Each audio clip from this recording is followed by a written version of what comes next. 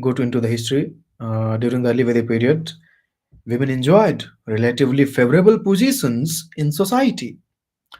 They received education, participated in religious ceremonies, composed Vedic hymns, and had considered freedom in choosing their marriage partners.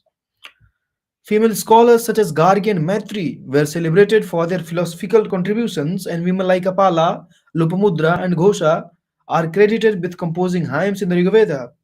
Women had property rights, including the rights to inherit and own property, and widow remarriage was permitted.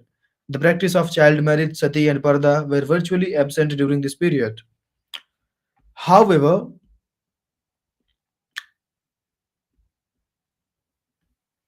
after the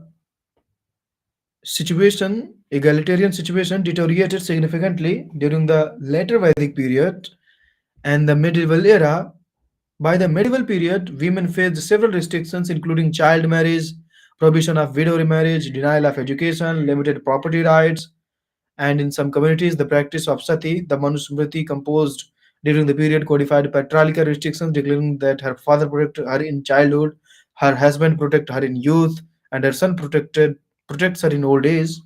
So a woman is never fit for independence. It was said women's access to Vedic knowledge was closed, and the practice of Upnayan, sacred thread ceremony, was prohibited for women, effectively denying from formal education.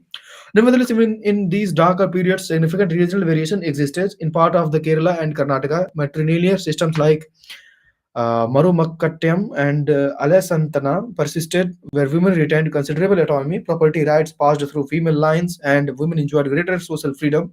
This diversity suggested that Indian society possessed internal capacity for gender egalitarian practices that could have been revived or expanded using different historical circumstances. A critical factor in assessing the counterfactual scenario is recognizing the indigenous reform movement addressing women's issue emerged not merely as a response to colonizing missions, but also the internal social dynamics and the moral conscience of Indian reforms.